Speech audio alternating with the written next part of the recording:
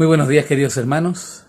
Les saludo en el amor de nuestro Padre Celestial en esta mañana de domingo, deseando que el Señor les haya bendecido durante esta semana, que el Señor haya estado con ustedes en todo tiempo y en todo momento. Y les invito a que desde ya dispongamos nuestro corazón para rendirle culto en este tiempo. Por lo mismo les invito a que pongamos atención a lo que leemos en la palabra del Señor en Romanos 11, versículo 36. Dice así: porque de Él y por Él y para Él son todas las cosas. A Él sea la gloria por los siglos. Amén. Les invito a que tengamos un momento de oración para rogar la presencia de nuestro Padre Celestial en este culto. Oremos.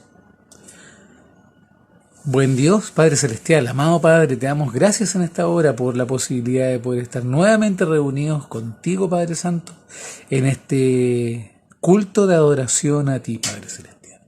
Te queremos rogar en esta hora que tu oído esté atento a la adoración de tu pueblo, que tú permanezcas en medio nuestro, Padre Celestial, y te rogamos, Padre Celestial, que recibas nuestra adoración, que recibas nuestra alabanza y que sea grata para ti, Padre Celestial.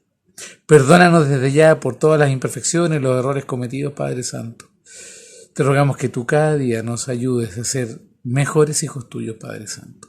Lo rogamos en esta hora, en el dulce nombre de nuestro Señor Jesucristo, quien vive y reina. Amén. Permanezcamos en adoración a nuestro Padre Celestial en esta hora, cantándole alabanzas. Cantemos todos juntos.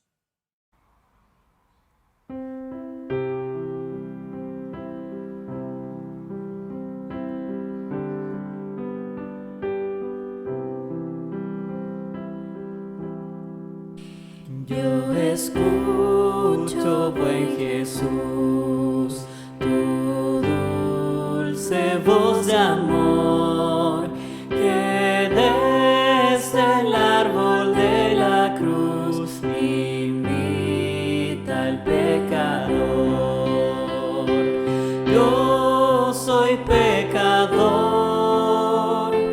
nada hay bueno en mí, ser objeto de tu amor, deseo y vengo a ti. Tú ofreces el perdón de toda iniquidad. Si el llanto inunda el corazón que implora tu piedad, yo soy pecador, ten de mi piedad, dame el llanto de dolor y borra mi maldad. Tú ofreces aumentar la fe del que creyó y gracia sobre gracia dar a quien en ti esperó. Creo en ti, Señor, solo espero en ti. Dame tu infinito amor, pues basta para mí.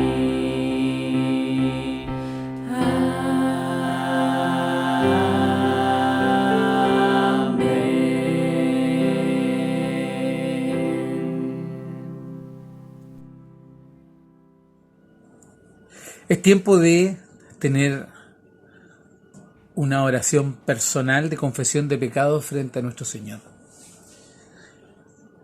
Ha pasado ya una semana desde nuestra última oración de confesión comunitaria, lo cual no significa que nosotros no hayamos tenido oraciones de confesión personales durante la semana, por supuesto. Pero el Señor es muy claro en su palabra respecto a cómo debe ser nuestra cercanía con el Señor. Esto lo encontramos en Filipenses 4, y dice así: por nada estéis afanosos, sino sean conocidas vuestras peticiones delante de Dios en toda oración y ruego con acción de gracias. Y la paz de Dios, que sobrepasa todo entendimiento, guardará vuestros corazones y vuestros pensamientos en Cristo Jesús. El Señor es claro. Delante de Él, todas las cosas deben ser conocidas, nuestras peticiones y nuestras confesiones. Es por eso que en esta hora les invito a que tengamos un momento de oración, de confesión a nuestro Padre Celestial. Oremos.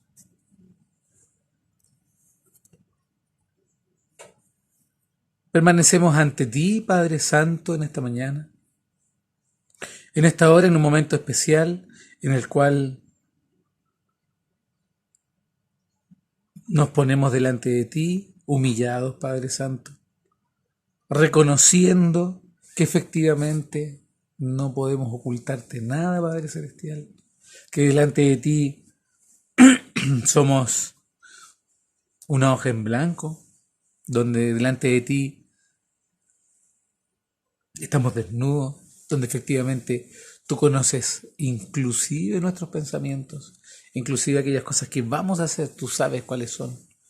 Es por ello que venimos a clamar a ti por tu perdón, Padre Santo. Hemos sido negligentes, hemos hecho lo incorrecto, no hemos usado las palabras correctas, no nos hemos referido de buena forma respecto de nuestro prójimo, hemos estado afanosos por cosas que no corresponden. Te pedimos perdón, Padre Celestial. Porque nuestro único foco en la vida debería ser alabar y bendecir tu santo nombre con todos nuestros actos, con toda nuestra vida. Y deberíamos tener la plena certeza de que solo esta acción es la que nos conduce a ser mejores hijos tuyos y efectivamente que las bendiciones sean derramadas sobre nuestra vida. No merecemos nada, pero recibimos todo de ti, Padre Santo. Y es por eso que a pesar de eso, a pesar de tener este conocimiento en nuestra cabecita, nuestro corazón se duele porque sabe que hemos pecado frente a ti, Padre Celestial. Perdónanos, Señor. Te rogamos, Padre, que tú seas mirándonos a través del sacrificio de nuestro Señor Jesucristo, porque sabemos que tú pusiste a Él como nuestra oveja, como nuestra ofrenda para ser sacrificada, Padre Celestial. Sin merecerlo, Él se sacrificó por nosotros. Y a través de Él es que hoy día podemos orar a ti y clamar por este perdón. Te damos gracias por esta convicción en nuestro corazón, el saber que el Señor Jesús murió por mí y murió por mis pecados. Te ruego en esta hora que, sabiendo que hemos sido perdonados por ti, no volvamos a caer en aquellas actitudes anteriores, sino que tú nos ayudes a vencer el pecado, a luchar contra él,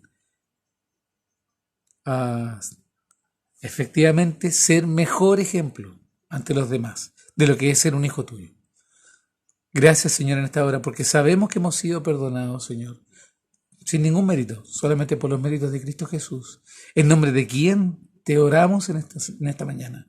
Amén.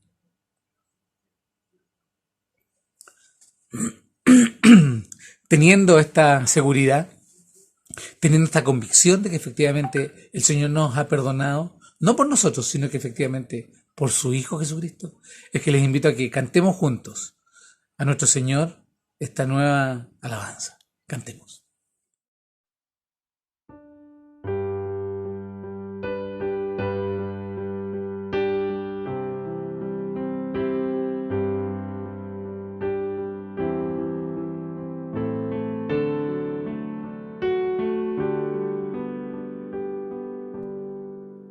Sublime gracia del Señor, que un infeliz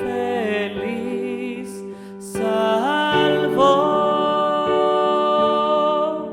Fui ciego, mas hoy miro yo.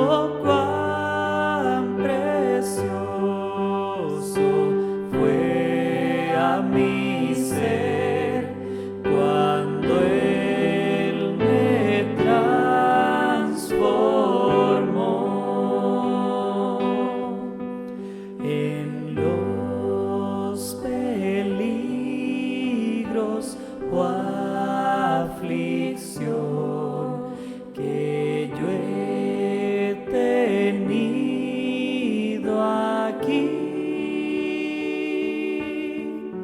Su gracia siempre me libró y me guiará feliz. Y cuando en Sión por siglos vi brillando esté cual sol, yo cantaré por siempre allí su amor que me salvó. Yo cantaré por siempre allí su amor que me salvó.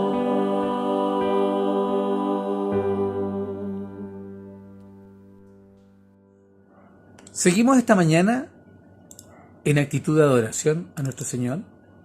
Y en esta hora vamos a tener nuestra lectura congregacional. Vamos a leer todos juntos, por lo cual les voy a pedir que abran sus Biblias y que abran sus aplicaciones en el libro de Efesios, en el cual hemos tenido nuestra serie de mensajes hasta ahora, llamada Contracorriente, que está basada justamente en el estudio de la palabra de nuestro Señor, en la carta del apóstol Pablo a los Efesios. Esta mañana nos corresponde leer alternadamente o congregacionalmente. En el capítulo 2 vamos a leer de los versículos 11 al 22. Voy a leer en esta mañana en la versión Reina Valera contemporánea, para que puedan seguir la lectura de la palabra de nuestro Padre. Dice así: por lo tanto, ustedes, que por nacimiento no son judíos y que son llamados incircuncisos por los que desde su nacimiento han sido físicamente circuncidados, deben recordar esto. En aquel tiempo ustedes estaban sin Cristo, vivían alejados de la ciudadanía de Israel y eran ajenos a los pactos de la promesa. Vivían en este mundo sin Dios y sin esperanza. Pero ahora, en Cristo Jesús, ustedes que en otro tiempo estaban lejos, han sido acercados por la sangre de Cristo, porque Él es nuestra paz. De dos pueblos hizo uno solo al derribar la pared intermedia de separación y al abolir en su propio cuerpo las enemistades. Él puso fin a la ley de los mandamientos expresados en ordenanzas, para crear en sí mismo de los dos pueblos una nueva humanidad, haciendo la paz, y para reconciliar con Dios a los dos en un solo cuerpo mediante la cruz, sobre la cual puso fin a las enemistades. Él vino y a ustedes, que estaban lejos, les anunció las buenas nuevas de paz, lo mismo que a los que estaban cerca. Por medio de Él, unos y otros tenemos acceso al Padre en un mismo espíritu. Por lo tanto, ustedes ya no son extranjeros ni advenedizos, sino conciudadanos de los santos y miembros de la familia de Dios, y están edificados sobre el fundamento de los apóstoles y profetas, cuya principal piedra angular es Jesucristo mismo. En Cristo, todo el edificio, bien coordinado, va creciendo para llegar a ser un templo santo en el Señor. En Cristo, también ustedes son edificados en unión con Él, para que allí habite Dios en el Espíritu.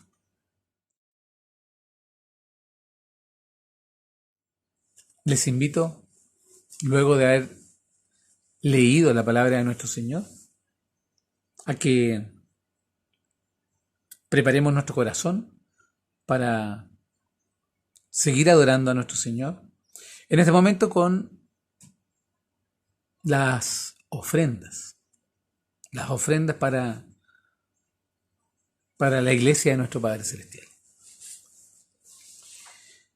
Y quiero traer en esta mañana un versículo que está en 2 de Corintios 9, que dice lo siguiente: para que estéis enriquecidos en todo para toda liberalidad, la cual produce por medio de nosotros acción de gracias a Dios.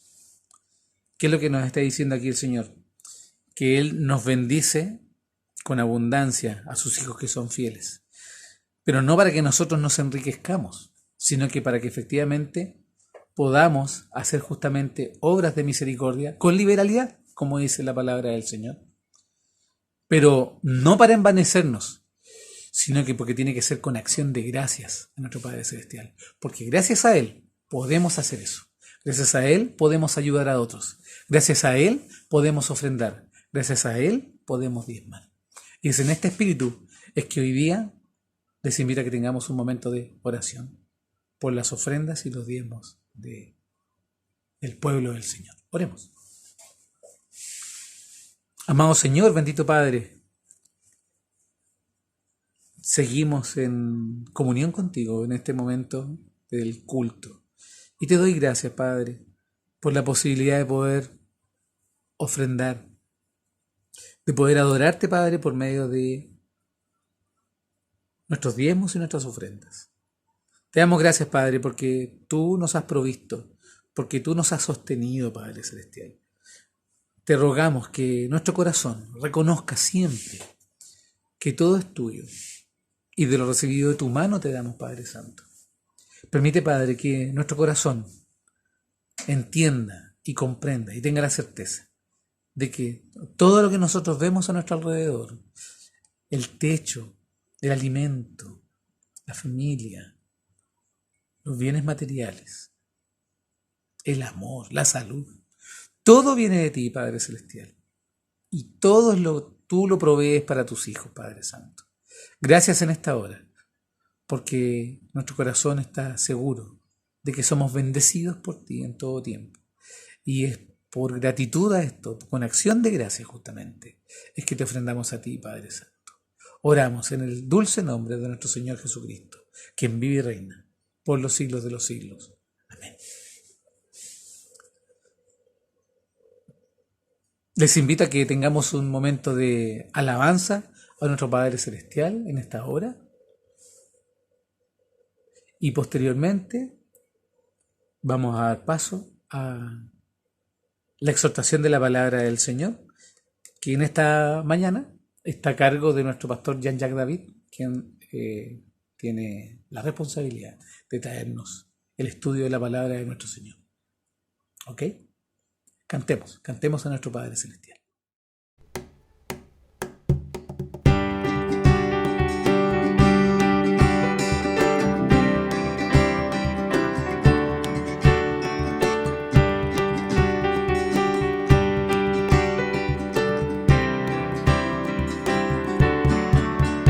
Tú eres santo, poderoso, eres digno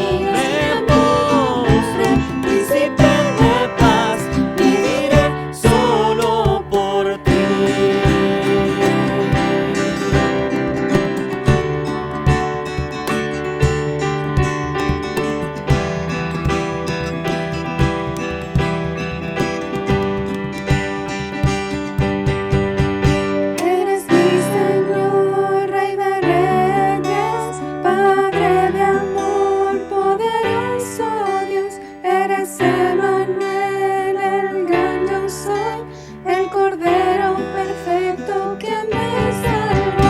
Yo te canto, te exalto, siempre eres digno. Yo te amo, te adoro, yo ante ti me postro. Príncipe de paz, viviré solo por ti. Príncipe de paz, viviré solo por ti. Príncipe de paz, viviré solo por ti.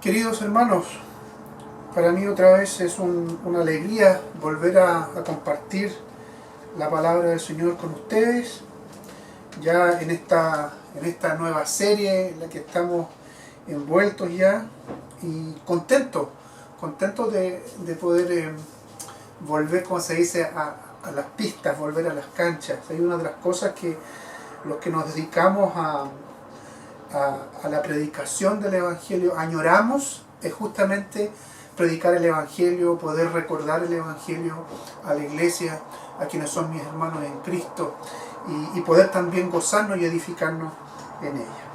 Así que quiero invitarlos a que hoy día podamos tener presente, vamos a seguir en el capítulo 2. La semana pasada el hermano Mario nos guió, ¿verdad?, en la exhortación de la palabra, en la primera parte del capítulo 2 de esta epístola del apóstol Pablo a los Efesios, hasta el verso número 10. Hoy día vamos a ver la otra mitad, hasta el final del capítulo 2, iniciando con el verso número 11. Así que yo les invito a que podamos escuchar la palabra del Señor en el sentido de escuchar la lectura. Ustedes la pueden seguir en sus Biblias, allí en los dispositivos que pueden tener también. Y luego de esto orar al Señor, pedir también la luz, la dirección de su Santo Espíritu para nosotros. Dice así el Señor en su palabra: por tanto, acordaos de que en otro tiempo vosotros, los gentiles, en cuanto a la carne, erais llamados incircuncisión por la llamada circuncisión hecha con mano en la carne.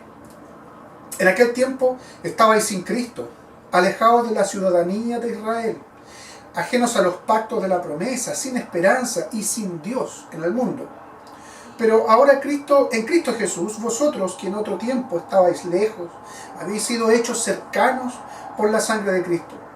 Porque Él es nuestra paz, que de ambos pueblos hizo uno, derribando la pared intermedia de separación, aboliendo en su carne las enemistades, la ley de los mandamientos expresados en ordenanzas, para crear en sí mismo de los dos un solo y nuevo hombre, haciendo la paz, y mediante la cruz reconciliar con Dios a ambos en un solo cuerpo, matando en ella las enemistades.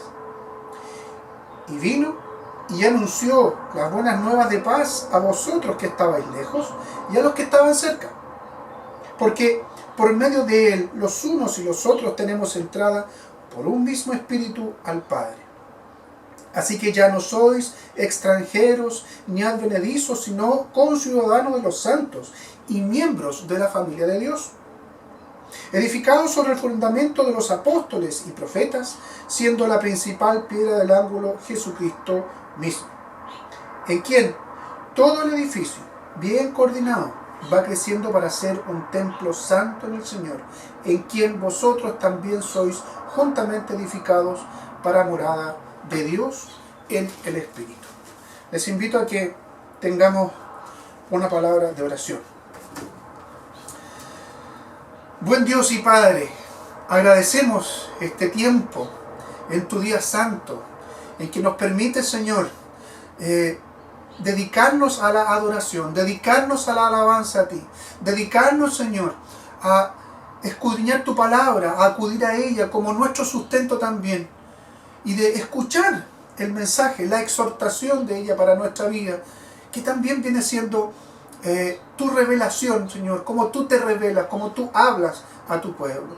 Señor, necesitamos, por tanto, en estos instantes y cada vez que acudimos a tu palabra, que tu Santo Espíritu nos dé luz, que tu Santo Espíritu nos concentre, que tu Santo Espíritu, Señor, esté animándonos a estar expectantes de lo que tú vas a decir, de lo que tú vas a hablar a nosotros, Señor, a tu pueblo, a la iglesia.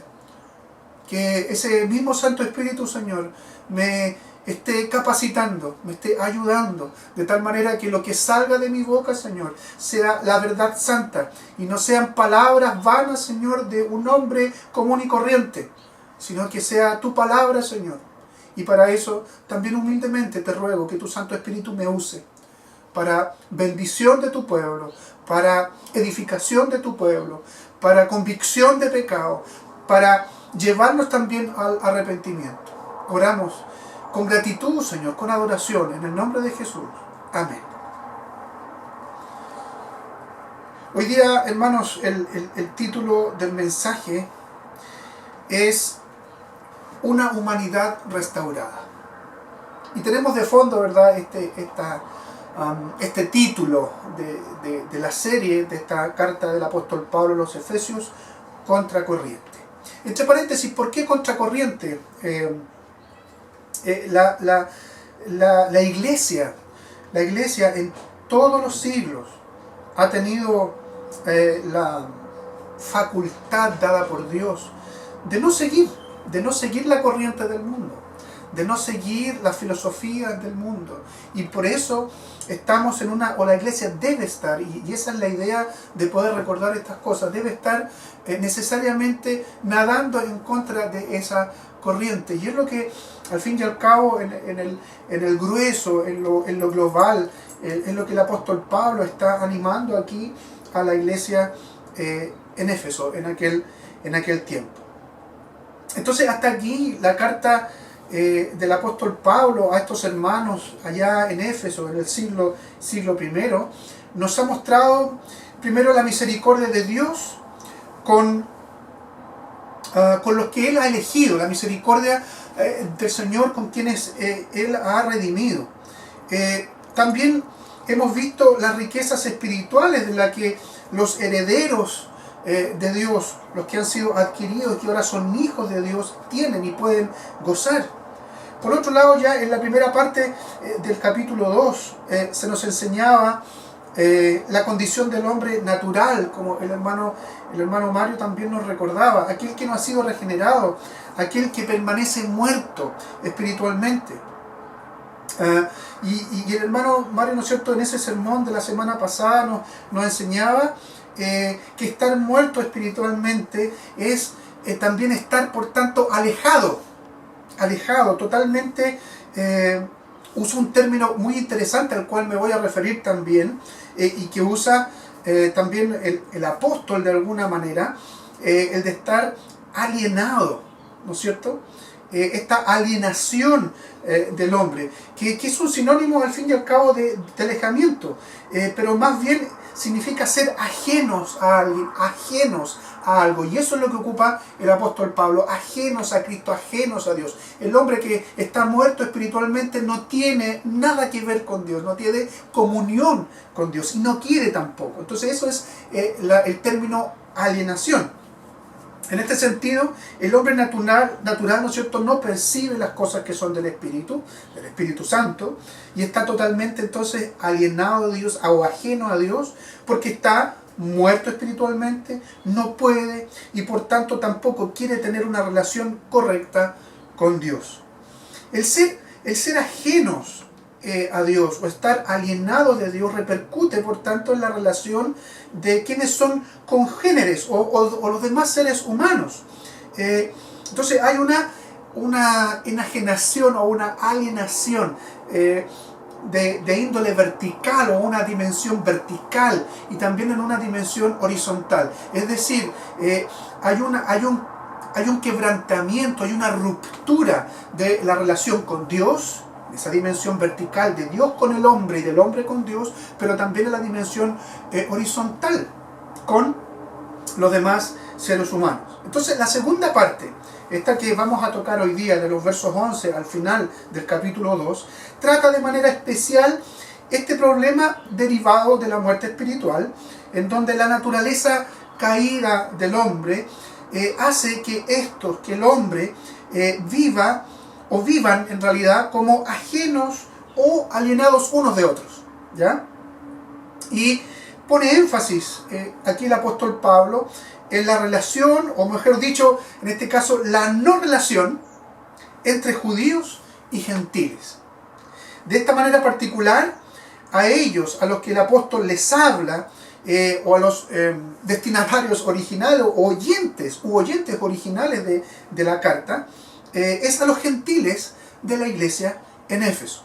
Entonces, de aquí, de esta no relación entre gentiles y judíos, es lo que, y de la restauración también que puede haber allí, es lo que nos va a hablar esta sección de la carta. Y de aquí también sacaremos, por supuesto, conclusiones y cómo estas cosas repercuten hasta el día de hoy en nosotros.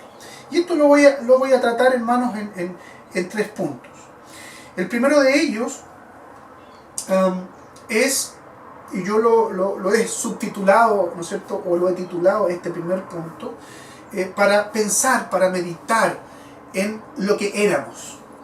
Y el apóstol Pablo habla, ¿no es cierto?, en esta carta, apuntando a los gentiles en Éfeso, y también de alguna manera él se incluye en lo que él era y en lo que ellos eran. Pero también aquí tenemos que ver la contemporaneidad, esa es la palabra, de la palabra del Señor. Y por eso que podemos decir también lo que éramos nosotros, ¿ya? Entonces, en este sentido, los versos 11 y 12 nos dicen, por tanto, acordaos de que en otro tiempo vosotros, los gentiles, en cuanto a la carne, erais llamados incircuncisión por la llamada circuncisión hecha con mano en la carne. En aquel tiempo estabais sin Cristo, alejados de la ciudadanía de Israel y ajenos a los pactos de la promesa, sin esperanza y sin Dios en el mundo. Entonces, el relato del texto nos posiciona, y el apóstol, ¿no es cierto?, lo que está haciendo aquí es posicionar en el tiempo pasado, ¿ya? Para los destinatarios originales de la carta eran muy claras las expresiones y ellos las entendían muy bien, sabían lo que significaba cuando el apóstol Pablo le estaba hablando de la incircuncisión y de la circuncisión, ¿ya? Ellos eran parte, los gentiles, a los que le está hablando de manera particular aquí el apóstol, eran parte de aquellos despreciados incircuncisos, ¿verdad?, que no habían sido marcados, no tenían esta marca corporal en el cuerpo. Eran parte entonces de ese grupo de despreciados por parte de los judíos. Nosotros tenemos que entender que pasó mucho tiempo para que los judíos conversos, incluso conversos al Evangelio, fueran plenamente aceptados en la comunión de la iglesia, ¿ya? De hecho, fueron perseguidos. El mismo apóstol, antes de ser llamado a su apostolado, ¿verdad?, persiguió a estos cristianos. Pero antes de eso, el apóstol les recuerda que al no ser parte del pueblo de Dios, cuando no eran de la circuncisión, ¿verdad?, y por tanto no eran parte según la concepción judía, ¿verdad?, no eran parte del pueblo de Dios, eran ajenos, por tanto, a ese pueblo, al Israel de Dios, y estaban, según el verso 12, sin Cristo, lo primero, sin ciudadanía del pueblo de Dios, sin ser participantes del pacto divino, sin esperanza y, lo más terrible, sin Dios. Y es interesante el original, ¿no es cierto?, que podemos encontrar allí en el texto bíblico. Cuando dice sin Dios, es ateoi o ateo, que es la concepción, digamos, primaria de lo que significa ateo, es sin Dios. Más que no creer en Dios, es el ateo no tiene Dios. Entonces estaba sin Dios, ¿ya?, entre otras cosas. O sea, estaban realmente aquí ocupando este término que nos recordó el hermano Mario la semana pasada, ¿verdad?, alienados, ajenos, totalmente distanciados de Dios en todo sentido. Entonces judíos y además y gentiles eran enemigos. Unos, los judíos, religiosamente se consideraban mejores que aquellos que no eran gentiles. Perdón, que aquellos que eran gentiles. Se consideraban mejores. Y en la Biblia hay mucho, podríamos decir, mucha luz y mucho material de donde podemos descubrir ese antagonismo que había entre los judíos, especialmente los más religiosos, los fariseos sobre todo, y aquellos que eran gentiles. Los miraban con un desprecio tremendo, los trataban como verdaderos animales o como perros.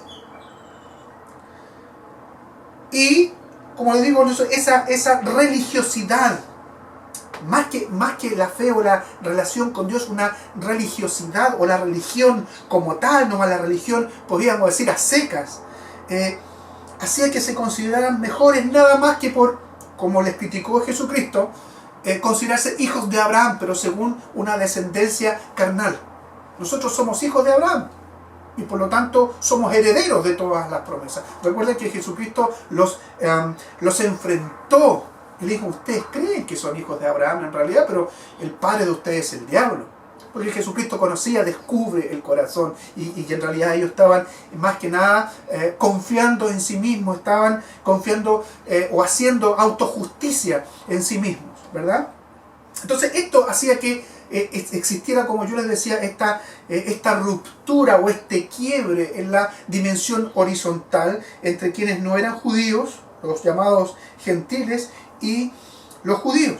Entonces, había también una distorsión ya en la mente de la gran mayoría de los judíos, porque se estaban olvidando que si bien Abraham era su padre realmente, Abraham había sido llamado, y los descendientes de Abraham, especialmente aquellos que tenían una relación correcta con Dios, y por lo tanto eran israelitas, podríamos decir, no solo carnalmente, no solo por descendencia o por generación, sino que espiritualmente, debían dar cumplimiento a esa promesa de que en Abraham o en ti serán benditas todas las naciones de la tierra, o todas las familias de la tierra. De eso se olvidaban los judíos, de eso se habían olvidado. Eso ya había sido, parece, borrado de su mente, borrado de su corazón, y fue la intención de Dios al llamar a Abraham, formar un pueblo, pero que ese pueblo fuese de bendición y fuese también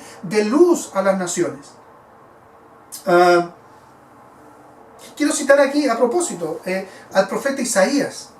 En el capítulo 60, los versos 1 al 3, dice: levántate y resplandece, que tu luz ha llegado, la gloria del Señor brilla sobre ti, mira las tinieblas, cubren la tierra, y una densa oscuridad se cierne sobre los pueblos. Pero la aurora del Señor brillará sobre ti se manifestará su gloria.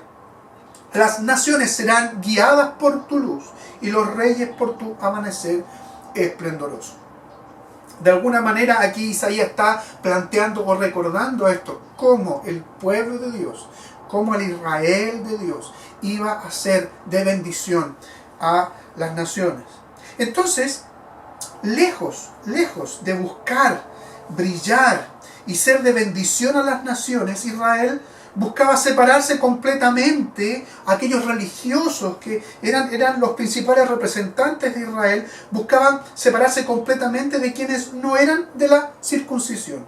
Y es a eso lo que el apóstol Pablo se refiere cuando en el verso 11 le dice: por tanto, acuérdense ustedes, los gentiles, en cuanto a la carne, que eran llamados incircuncisión por la llamada circuncisión.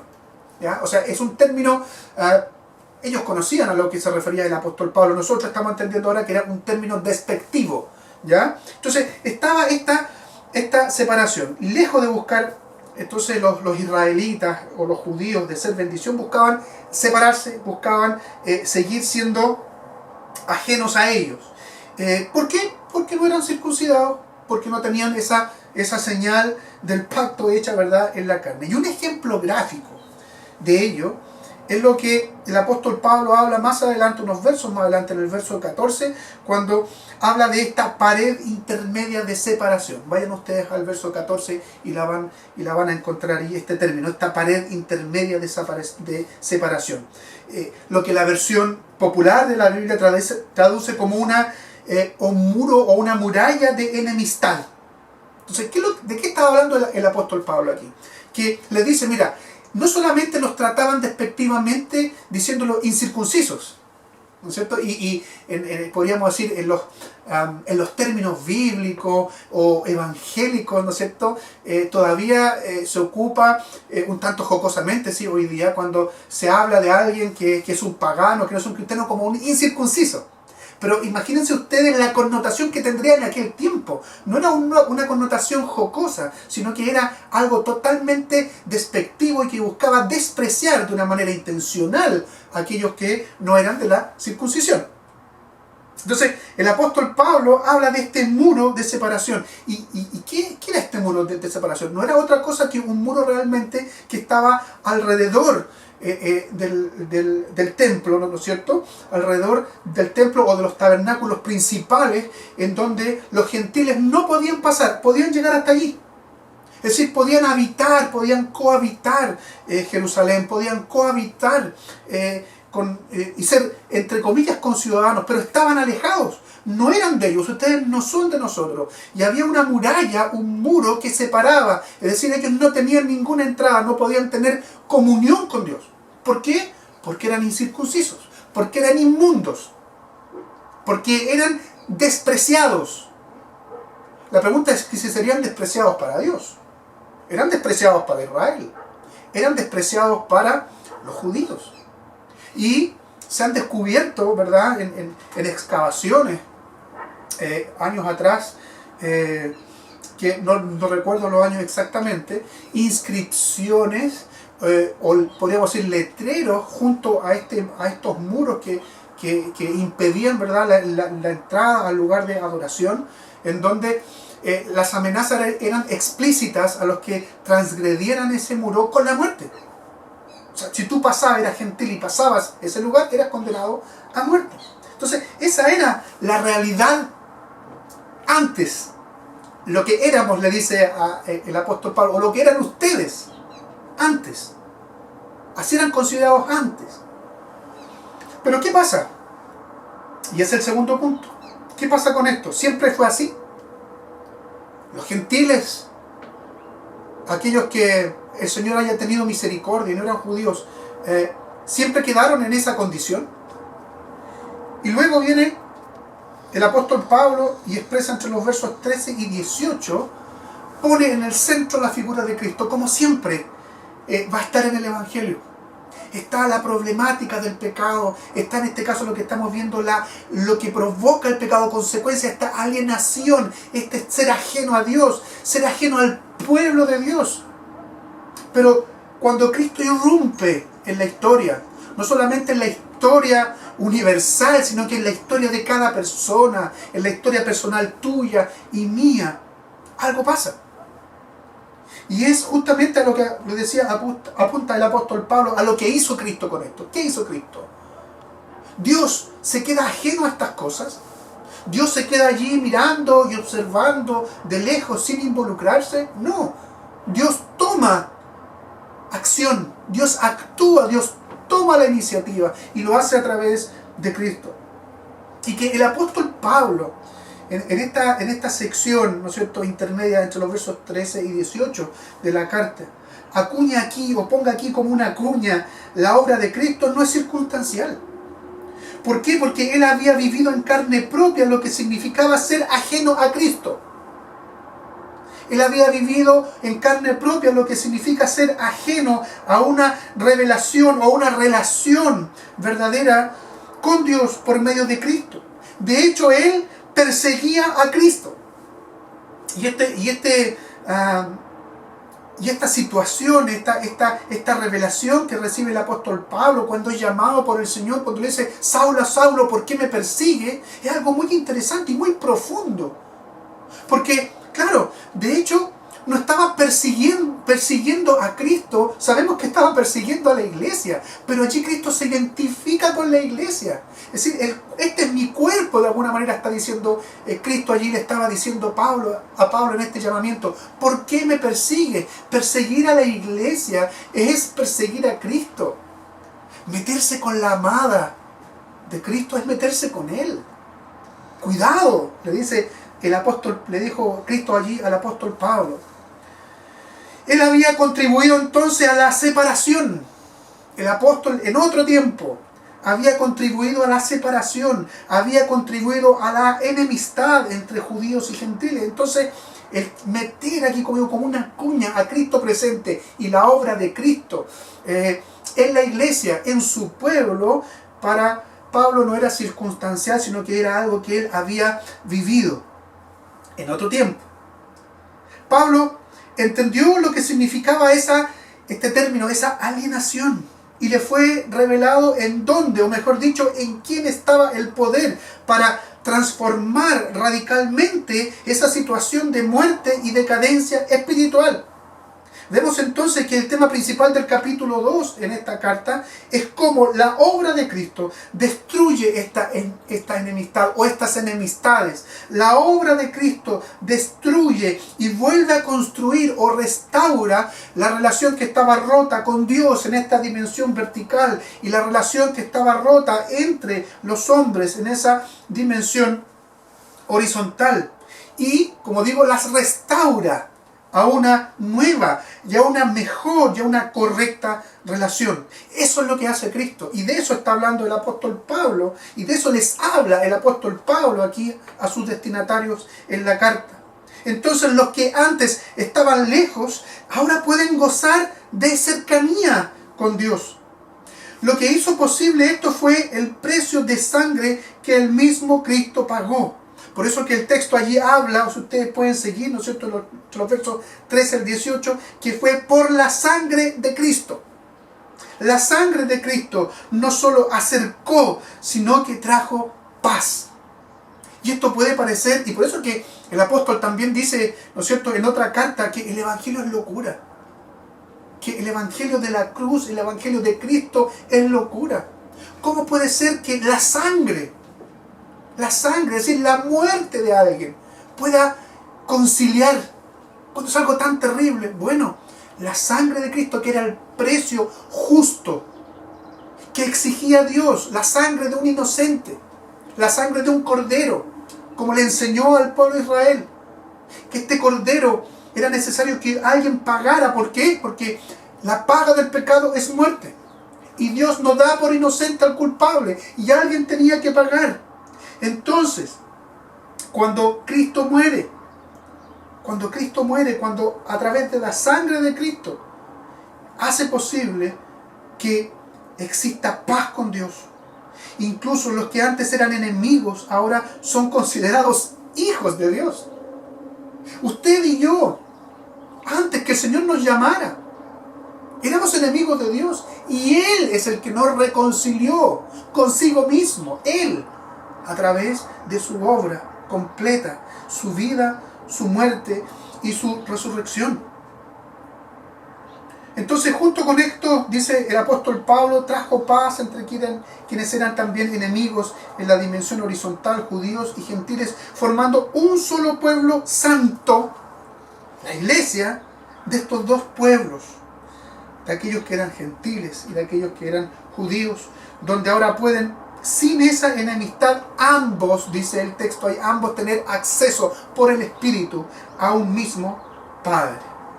En el cuerpo del Señor, clavado en la cruz, fueron entonces abolidos, dice el apóstol, estos mandamientos y ordenanzas. ¿A qué se refiere esto? Y esta es la última parte de esta sección en donde el apóstol habla de la obra de Cristo. ¿Qué es lo que hizo Cristo? Dice que fueron abolidos los mandamientos y ordenanzas. ¿Qué quiere decir esto? O el apóstol, ¿qué quería decir cuando le dice mandamientos y ordenanzas? ¿Cuáles mandamientos? ¿Cuáles ordenanzas? ¿Cuál ley? El apóstol apunta con mandamientos y ordenanzas a la ley ceremonial, especialmente a aquella que separaba que era la circuncisión, que era la principal distinción, en este caso física, entre judíos y gentiles. Y es la razón de la energía que ocupa el apóstol Pablo en otras cartas, refiriéndose exactamente al mismo tema. Por ejemplo, voy a citar la carta del apóstol a la iglesia en Colosas y también la primera carta a los Corintios. Cuando escribe a los colosenses, dice: en esta nueva naturaleza, en esa regenerada por la obra del Evangelio, por la obra del Espíritu Santo, en esta nueva naturaleza no hay griego ni judío, circunciso ni incircunciso, culto ni inculto, esclavo ni libre, sino que Cristo es en todo y está en todos. O sea, aquí hay una restauración real, dice el apóstol escribiéndole a la iglesia de Colosas. Y después, escribiéndole a los Corintios, en la primera carta, del capítulo 7, dice: ¿fue llamado alguno estando ya circuncidado? Que no disimule su condición. ¿Fue llamado alguno sin estar circuncidado? Que no se circuncide. Para nada cuenta estar o no estar circuncidado, lo que importa es cumplir los mandatos de Dios. Y el apóstol Pablo también en una de estas cartas, en una de estas exhortaciones a las iglesias, le dice que en realidad lo que era necesario, sí necesario, era la circuncisión hecha no en la carne, sino que en el corazón. Un corazón nuevo, un corazón restaurado, un corazón que ha sido vuelto a la vida en realidad, porque estaban muertos, como nos decía, ¿verdad? La primera parte, nos enseñaba la primera parte del capítulo 2. Entonces, este último texto, el de la carta a los Corintios, cuando habla que para nada cuenta estar o no circuncidado, nos da luz también con respecto a la ley moral de la que Pablo también habla allí en los Efesios. ¿Por qué digo esto? Porque debemos decir que está implícito en el texto, porque lo que se ve más en la superficie, sin lugar a dudas, es la ley ceremonial, que tiene que ver con la circuncisión, que acabamos de ver, pero también podríamos decir que subyace allí, está debajito de esta misma idea, el sentido de la abolición de la ley moral o de los mandamientos del Señor, pero no abolirla para no tomar en cuenta los mandamientos, porque eso el apóstol siempre lo enseña y el Evangelio siempre habla que la ley del Señor es buena y que son deseables, como dice un salmo, deseables son los mandamientos del Señor, sino que está hablando aquí de la abolición de la ley moral, pero como un camino de salvación. Es decir, de que no existe y es imposible alcanzar la salvación cumpliendo los mandamientos. Nosotros, porque Cristo los cumplió por nosotros. Entonces están estas dos ideas clavadas en la cruz. Las normas y mandamientos, ¿no es cierto?, que separaban a judíos y gentiles, especialmente lo relacionado con la ley ceremonial y muy particularmente con la circuncisión, pero también la abolición de la ley moral, pero solo en el sentido de un camino de salvación. De hecho, nosotros fuimos librados de eso. Fuimos librados de la ley en ese sentido. Fuimos librados de la ley moral o fuimos librados de los mandamientos en ese sentido, que nosotros no debemos cumplirlos para alcanzar la salvación, porque eso ya lo hizo Cristo. Y por lo tanto, el buscar cumplir la ley del Señor, cumplir los mandamientos del Señor, es muestra en el cristiano, es muestra en la iglesia de un fruto o un testimonio de esa nueva creación. No para salvación, sino que es un fruto, es una consecuencia del nuevo nacimiento, de esa nueva creación, como dice el verso 15, de un nuevo hombre o de una nueva humanidad. Este término paulino, y es muy interesante esto, este término paulino, porque es de Pablo, de este nuevo hombre, del hombre nuevo, apareció en la historia de la humanidad y quizás de una manera bastante más evidente, y que fue muy manoseado y sigue siendo manoseado por ideologías o filosofías políticas, especialmente al final del siglo XIX y principios del siglo XX. Y yo quiero aquí dar solamente un par de ejemplos de esto, y quizás de las más conocidas que aparecieron en este periodo, de este nuevo hombre. Y quiero que ustedes reflexionen en esto y veamos cómo el hombre en estado de pecado, el hombre natural, el hombre que está realmente ajeno porque ha rechazado el Evangelio, ajeno a la relación de Dios, por condenación, busca de alguna manera ese nuevo hombre, esa nueva creación. ¿Acaso no lo hizo? ¿O no buscó inútilmente, por cierto, el nacionalsocialismo en Alemania? ¿O el nazismo, mejor dicho, también? Que era lo mismo, el nacionalsocialismo o el nazismo. ¿No buscó crear un nuevo hombre? ¿Cómo lo trató de buscar? A través de una raza pura, la raza aria, diciendo que a través de eso, y esa era la filosofía no solamente de Hitler, sino que de todos los filósofos, ¿verdad?, en aquel tiempo, de buscar crear un hombre nuevo que fuese inteligente y que fuese fuerte físicamente también, para dominar el mundo y así acabar con la miseria. Eso no sirvió, fue inútil, porque el problema no está en la mente y no está en el cuerpo, sino que está en el corazón, está en lo más íntimo del hombre, porque el hombre está dañado por el pecado.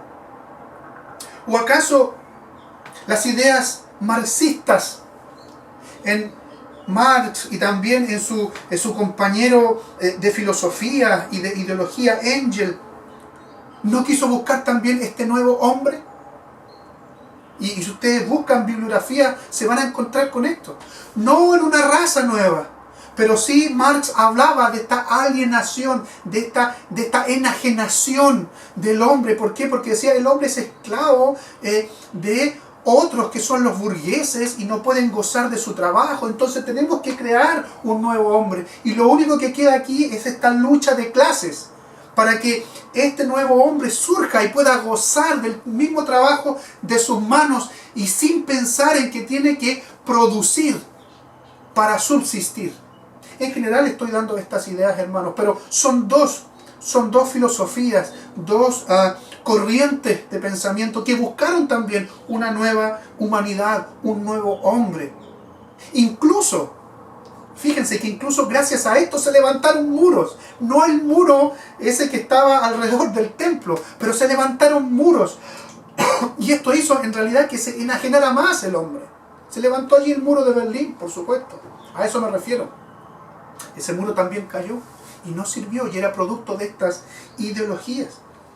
Y quiero terminar esta idea de este hombre nuevo en esta filosofía con algo que me impactó mucho. Estuve leyendo en el último tiempo algunos textos de teología política, y allí hay una cita de un filósofo marxista de segunda generación llamado Andrei Danov.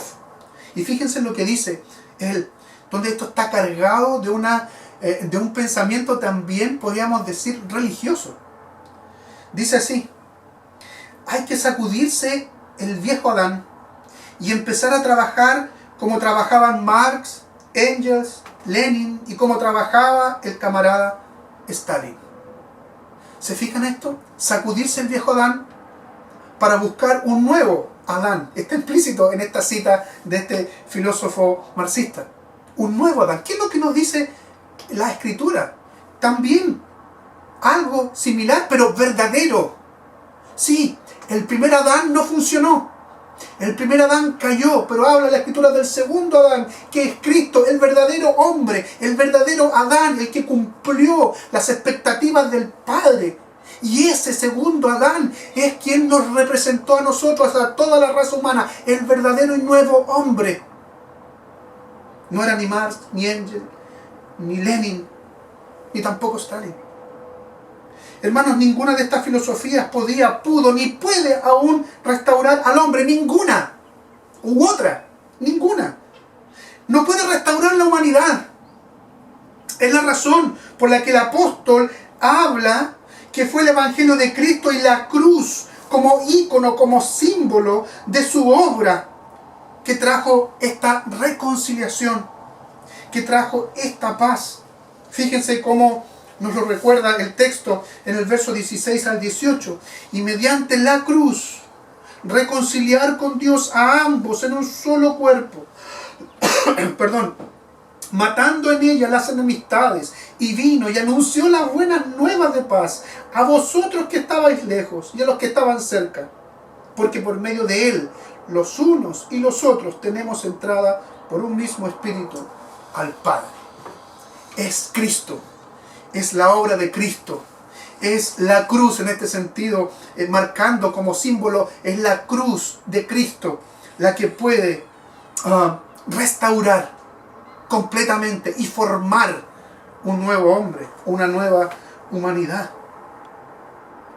¿Y cómo remata esta sección de la carta? ¿Cómo remata esta segunda parte el apóstol Pablo del capítulo 2 de la carta? Mostrando un cuadro de la nueva sociedad de Dios, o incluso lo que hemos llegado a ser, y que esto va a ir completándose hasta el día de nuestro Señor Jesucristo. Y es lo que encontramos en los versos 19 al 22, y este es el último punto, hermanos. Esta nueva sociedad de Dios, lo que hemos llegado a ser a través de la obra de Cristo, que dice: así que ya no sois extranjeros ni advenedizos, sino conciudadanos de los santos y miembros de la familia de Dios. Dios está formando un pueblo, y Dios ha estado formando un pueblo. Eso es lo que vemos en toda la Escritura. Uno que será regido por el Rey de Reyes y Señor de Señores. Ese es su reino. En el verso 12 se explicaba que los gentiles estaban sin Dios, carecían por tanto de Estado, no tenían un Estado, y por tanto eran extranjeros, sin derechos. Dice textualmente, alejados de la ciudadanía de Israel. Pero ahora les dice el apóstol, ahora, ¿qué es lo que han llegado a ser ellos? Ahora son conciudadanos, junto con el resto de los santos. Ustedes son parte ahora de una nación santa. De allí la exhortación también del apóstol Pedro, en consonancia con esta doctrina, en consonancia con esta carta y con la doctrina que tenía el apóstol Pablo, y que también inspirado por el Espíritu Santo habla Pedro y dice: pero ustedes son linaje escogido, real sacerdocio, nación santa, pueblo que pertenece a Dios, para que proclamen las obras maravillosas de aquel que los llamó de las tinieblas a su luz admirable. Y termina el apóstol allí diciendo, el apóstol Pedro: ustedes antes ni siquiera eran pueblo. Fíjense, qué coincidencia en esta doctrina. Ustedes que ni siquiera eran pueblo, ahora son pueblo de Dios. Antes no habían recibido misericordia, pero ahora ya la han recibido. Primera carta de Pedro, capítulo 2. Pero Pablo va achicando el círculo. ¿Ya? Sí, ustedes ahora han llegado a formar un pueblo. Nosotros, hermanos, también hemos llegado a ser parte de este pueblo. Y como les digo, va achicando el círculo el apóstol Pablo, diciendo: ustedes son ahora parte de una nación santa, ¿verdad? Pero también son parte de una familia. Porque Dios también está formando una familia, una gran familia. Y ahora ustedes son miembros de la familia de Dios, le dice allí a sus destinatarios originales. ¡Qué glorioso, hermanos!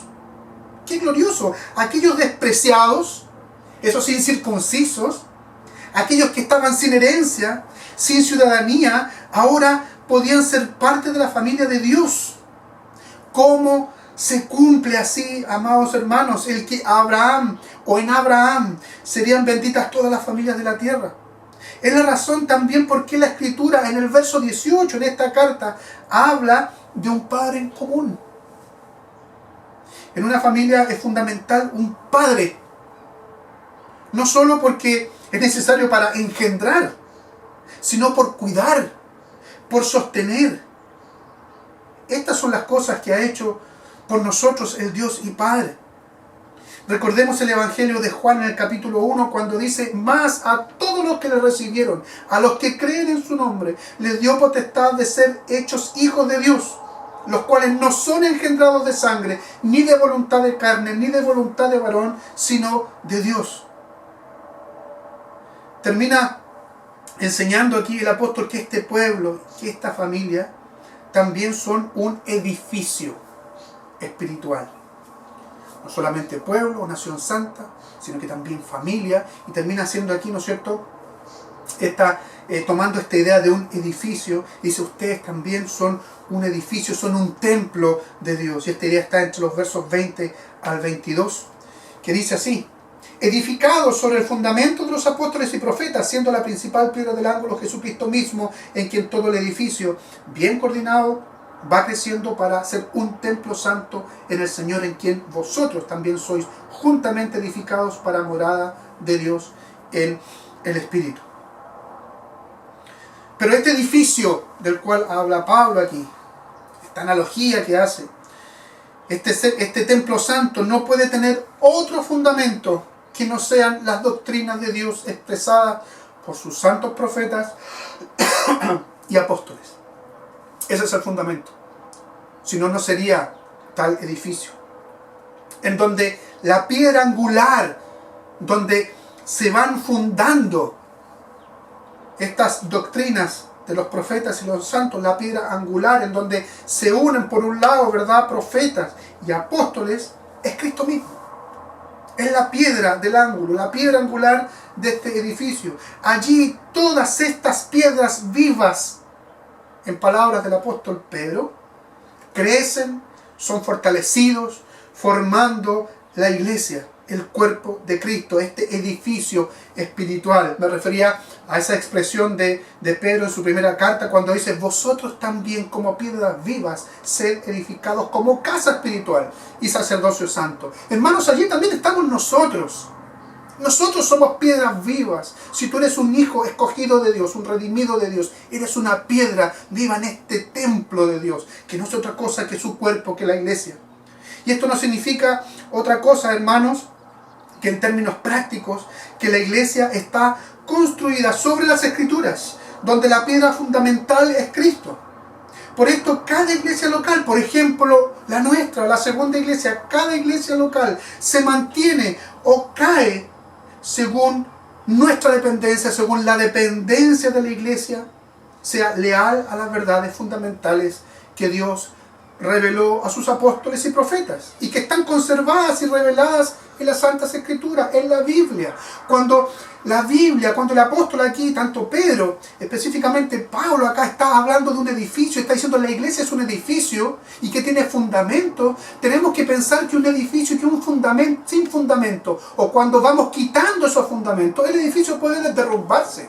Tenemos que sacarnos de la mente, hermanos, sacarnos de la mente que las iglesias locales siempre van a permanecer. Cuidado con eso. La palabra del Señor dice que las puertas del Hades nunca van a prevalecer sobre la iglesia de Cristo. Pero la historia, la experiencia, además, nos dice que muchas iglesias locales han desaparecido, han caído, no existen. Y eso sucedió desde el primer siglo hasta el día de hoy. No existen iglesias. Y en nuestro contexto presbiteriano conocemos tristemente también eso.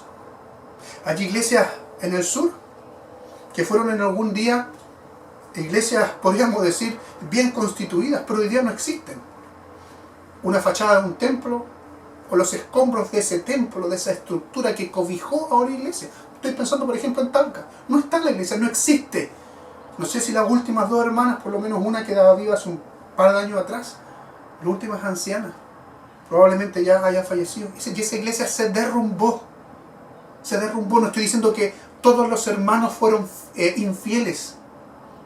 Pero sí, lo que probablemente sucedió allí es que el fundamento no fue fortalecido. Y por eso las iglesias mueren. ¿Estaremos ajenos nosotros a eso? ¿A esa realidad? Claro que no.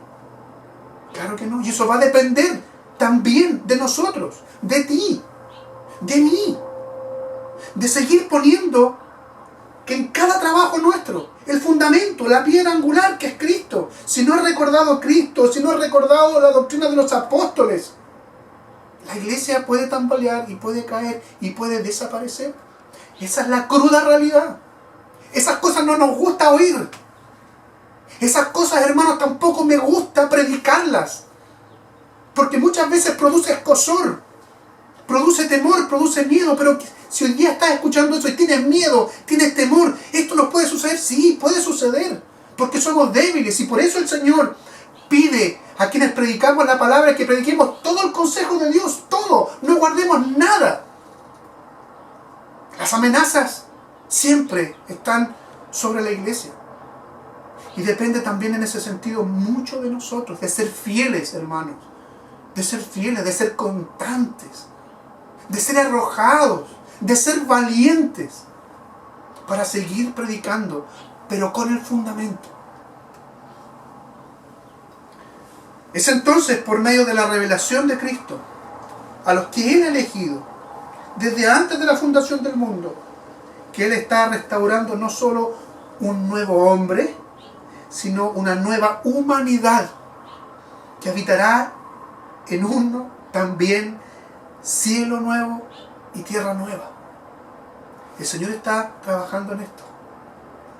Hermanos, entonces, para terminar y para meditar y practicar, a propósito del título de la serie que estamos empeñados, esta que se llama Contracorriente, y del título del mensaje de hoy, esta humanidad restaurada. ¿Cómo estamos viviendo esta verdad? ¿Cómo estamos viviendo estas verdades del Evangelio? Porque no hay lugar a dudas que nosotros, por la palabra del Señor, nos damos cuenta que hemos sido restaurados a esta relación con Dios. Eso lo predicamos.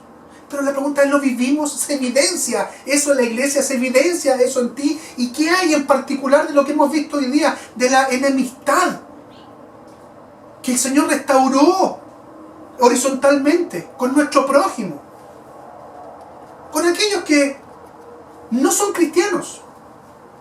No estoy diciendo que tengamos que entablar yunta, como dice la Escritura, con aquellos que no podemos llevar un yugo igual. No estoy hablando que entablemos yunta, sino que cómo miramos al mundo perdido. ¿Lo miramos con desprecio o lo miramos con desesperación? Incluso cómo nos miramos entre nosotros mismos, hermanos en Cristo. Si somos parte de ese pueblo, de esa comunidad restaurada, de esa humanidad restaurada, ciudadanos de ese reino, miembros de esa familia, ¿vivimos como tales? ¿Vivimos como esta hermandad, como esta restauración que el Señor ha hecho? ¿Cómo nos mirará el mundo? ¿Cómo nos mirarán aquellos que eran despreciados por los judíos? ¿Cómo nos mirarán a nosotros? ¿Estamos siendo llevados por la corriente del mundo? ¿O estaremos nadando contra la corriente en este sentido? ¿Estaremos siendo llevados por las filosofías del mundo, por las esperanzas del mundo, al fin de que estas están repercutiendo en nuestra manera de vivir? ¿Estaremos captando y siendo influidos y bebiendo de filosofías y de falsas verdades del mundo, en vez de estar bebiendo de esa fuente inagotable del Evangelio y de que esa fuente nosotros podamos estar reflejando el carácter de Cristo? Hermanos, somos una alternativa más dentro de una sociedad cada vez más fragmentada. Una más. Los evangélicos. Los presbiterianos, sí. Una de las tantas alternativas. ¿Somos una alternativa más? ¿O somos la alternativa? ¿O vivimos como si fuera la alternativa, la única? Porque Cristo dice, yo no soy una alternativa, yo no soy otro camino más. No, yo soy el camino. Mira, de las tantas verdades, yo soy aquí otra verdad. No, yo soy la verdad. Y a través de ese camino y de esa verdad encontrarás verdaderamente vida. No hay alternativas, es la única. ¿Cómo vivimos eso nosotros? ¿Cómo vive la iglesia hoy día aquello? Proclamamos con nuestros labios y nuestra manera de vivir que en Cristo hemos sido reconciliados y podemos gozar ahora ya de paz, de seguridad, no importando las circunstancias pasajeras de este mundo viciado por el pecado. Así vivimos, porque eso es lo que nos pide el Evangelio, eso es lo que nos pide la palabra del Señor. Hay barreras quizás en nuestras propias comunidades de fe, barreras o muros que tienen que ser derribados en nuestras iglesias locales, entre iglesias. ¿O de verdad vivimos lo que hoy nos habló el Señor? Que Él ha derribado esas paredes de enemistad. ¿Será que aún podamos vivir en testimonio poderoso en medio de esta sociedad, así como lo hizo la iglesia en los primeros siglos? Y aquí quiero dejar para terminar, a propósito de eso, de vivir como la iglesia vivió en los primeros siglos, un extracto testimonial de un escrito de Tertuliano, uno de los padres de la iglesia, así llamados padres de la iglesia, que vivió o lideraron la iglesia después de los apóstoles. Dice así Tertuliano en uno de sus escritos: pero es precisamente esta eficacia del amor entre nosotros lo que nos atrae el odio de algunos, pues dicen: mirad cómo se aman, mientras ellos solo se odian entre sí. Mirad cómo están dispuestos a morir el uno por el otro, mientras que ellos están más bien dispuestos a matarse unos a otros. Fíjense que los cristianos en el siglo II y III, donde vivió en el siglo II en este caso, a mitad del siglo II, Tertuliano, ¿cuál es el testimonio de la iglesia? Está diciendo Tertuliano aquí que mientras otros, los gentiles entre comillas, o sea, los que no eran cristianos, ¿no es cierto? Los que no eran cristianos, los que no eran parte de las iglesias locales, de las comunidades de fe, se odiaban. Esos que se odiaban miraban a los cristianos y decían: miren cómo se aman.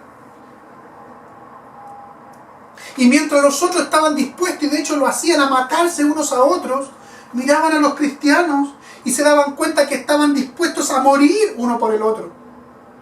Y eso no solamente significaba ir a morir a defenderse con un cuchillo, con una espada, sino que cuando había alguien enfermo y estaba con una peste, los cristianos iban y se atendían entre ellos. Y cuando sus propios enemigos que los perseguían estaban enfermos, ellos iban y los atendían. Y algunos morían justamente por eso. ¿Cómo estamos viviendo hoy? ¿Vivimos eso? ¿Ese es nuestro testimonio? ¿O estamos encerrados, salvándonos, como ahí se dice, salvándonos solos? Incluso ni entre nosotros muchas veces nos pescamos, perdonando la expresión tan liviana. Hermanos, que el buen Dios nos ayude a encarnar el Evangelio para la gloria de Cristo y el avance de su reino. Y si usted ha sido tocado hoy por la palabra del Señor, diga amén. Y preséntese delante del Señor. Si tiene que arrepentirse de algo, hermano, arrepiéntase. No hay cosa mejor que vivir en esa constante de arrepentimiento y fe. Señor, ayúdanos. Ore al Señor de esa manera. Señor, ten misericordia, fortalécenos y llévanos por este camino, que no es fácil, es estrecho, pero testimoniando, no solamente que en nuestros labios, sino que con nuestra propia vida. Y eso significa encarnar el Evangelio. Eso significa nadar contra la corriente, nadar contra el mundo. No para llevar la contra, porque sí, no para ser contenciosos, sino que porque allí nosotros sabemos que está la verdad, la única verdad, el único camino. Oremos. Señor, te damos gracias por tu palabra, te damos gracias, Señor, porque hemos podido no solamente oírla, sino que meditarla.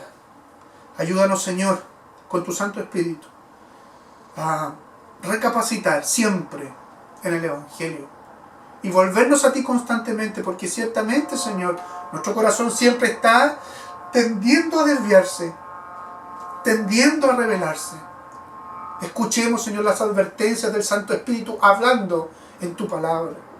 Bendice esta iglesia amada, Señor. Bendice a cada uno de sus miembros. Bendice a los adherentes. Bendice a nuestros hermanos que están en el proceso de catecumenado.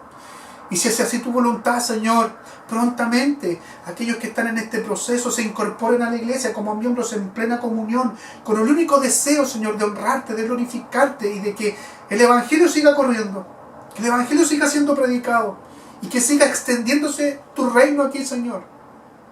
Y que esta iglesia en particular pueda ser luz y puedan ir cumpliendo, Señor, esas promesas de que en Abraham, en el llamamiento de Abraham, serían benditas todas las familias de la tierra. Y que esta iglesia también en particular tiene que ser una luz a las naciones. Una luz, Señor, en el barrio en donde estamos viviendo, una luz en el trabajo donde estamos trabajando, una luz donde estamos estudiando. Señor, en este tiempo especial, difícil, de pandemia, sigue sustentándonos con tu palabra, para honra y gloria tuya, Señor. Oramos con gratitud, con adoración, en el nombre de Jesús. Amén. Y, hermanos, quiero por último orar para pedir al Señor la bendición para cada uno de nosotros, la bendición para la iglesia. Que el amor de Dios el Padre, que la gracia de Jesucristo, tu Hijo, nuestro Señor y Salvador, y que la comunión del Santo Espíritu sea con cada uno de ustedes, pueblo y familia de Dios, ahora y siempre. Amén. Hermanos, recuerde que siempre estoy disponible para hablar, para conversar con quien sea de ustedes. Tienen mi teléfono, llámenme, escríbame. Si le da lata llegar y llamarme nomás, escríbame. Pastor, ¿puedo hablar con usted? ¿Cuándo puedo hablar con usted? Bueno, no lo voy a dejar de contactar. Usted no me va a molestar. Sí, es probablemente que en algún momento me moleste porque está haciendo otra cosa, pero para mí no va a ser una molestia. ¿Ya? Es como pedirle a un taxista, señor, ¿me puede llevar allá? Y el taxista no le va a decir, no me moleste. No me puede, ese es el trabajo. Yo trabajo, hermanos, para servirlo a usted. Para servirlo a usted. Es más, esta iglesia en particular está colaborando con mi sustento. Entonces, no es nada extraordinario lo que yo tenga que hacer. Es mi trabajo. Así que no tenga temor. Llámeme si quiere recibir algún consejo. También hágalo. Si quiere que ore con usted, hágalo. Y también están en la misma disposición cualquiera de los hermanos del consistorio. Mi abrazo fraterno para cada uno de ustedes. Recuerde, o si no le hemos recordado, en esta próxima Semana Santa vamos a tener algunos cultos o reuniones especiales. Una de ellas va a ser el día jueves. En la tarde, creo, si no me equivoco, le vamos a estar avisando allí a través del WhatsApp y de otros medios. Vamos a tener también allí una actividad, un momento de reflexión. Así que el Señor les bendiga y que el Señor siga animándolos, hermanos. Un abrazo fraterno a cada uno, como les dije. Que el Señor les bendiga.